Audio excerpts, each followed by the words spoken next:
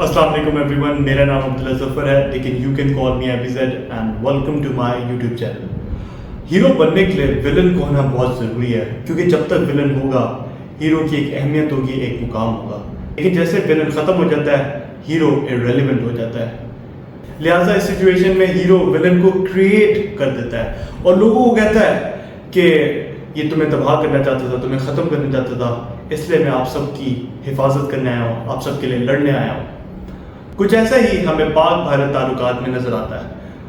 जो potential war like situation थी पाक भारत के दरमियान, वो तो ख़त्म हो चुकी है। एक जंग में सबसे पहला कत्ल सच का होता है, क्योंकि इस दौर में जंग बैटलफील्ड पे नहीं जीती जाती, बल्कि नैरेटिव पे जीती जाती है। इसका नैरेटिव इंटरनेशनल मीडिया और दुनिया ने कबूल कर लिया, वो जंग जीत गया। तो क्या की टेक अवेज हैं जो कि हम इस रीसेंट कॉन्फ्लिक्ट से अंडरस्टैंड कर सकते हैं? नंबर 1, इस जंग के बाद साउथ एशिया में जो पाक भारत का बैलेंस ऑफ पावर है वो अब अचीव हो चुका है।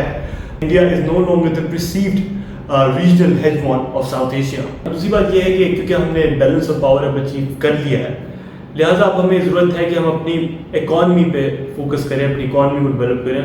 और अपनी इकॉनमी को डेवलप करने के लिए हमें जो हमारी मिनिमम रिक्वायरमेंट है वो ये है कि हम 3 डेमोक्रेटिकली इलेक्टेड गवर्नमेंट्स को स्टेबिलिटी के साथ चलने दें और उसके साथ एक कंसिस्टेंट सिंगल इकोनॉमिक पॉलिसी को फॉलो करें जिसको तमाम पार्टीज माने। जब हम इस इकोनॉमिक मिरेकल को अचीव कर लेंगे, जब हम अपनी इकॉनमी को बेहतर कर लेंगे, तब हम वाकई ही साउथ एशिया के रीजनल हेजमॉन बन जाएंगे। That is something for the future. उसके साथ ही सवाल है कि ये जो रीसेंट पाक भारत कॉन्फ्लिक्ट है, क्या ये इतना एस्केलेट कर गया था कि एक न्यूक्लियर वॉर होने वाली थी?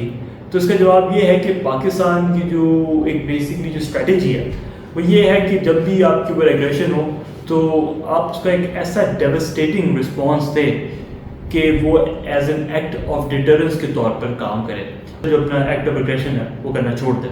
यही हुआ जब भारत ने पाकिस्तान के 3 एयर बेसिस पे हमला किया और उसके रिटर्न में पाकिस्तान लॉन्च्ड इट्स ऑपरेशन बुनियान और मरसूस। और जब वो ऑपरेशन लॉन्च किया गया, ऑपरेशन की शाम में ही सीज फायर हो गया। लेकिन अगर ऐसा होता कि ये कॉन्फ्लिक्ट 6 महीने तक एक्सीड कर जाता तो फिर Pakistan would have most likely used tactical nuclear weapons.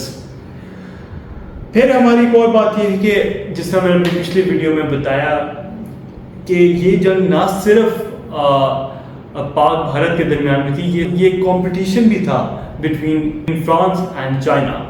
और इसमें क्लियरली चीन की भी एक बड़ी जीत हुई है। चीन का जो फाइटर जेट है J-10C वो बैटल टेस्टेड हो चुका है।